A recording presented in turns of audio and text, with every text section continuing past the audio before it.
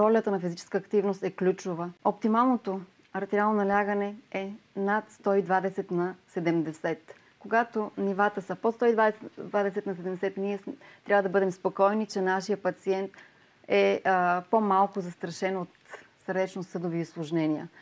Ако стойностите продължават да са над 140 на 90, ние трябва да бъдем малко по-агресивни към поведението при тези пациенти. Този метод е удобен, ефтин, може да се проследи навсякъде контрола на артериалното налягане при пътувания.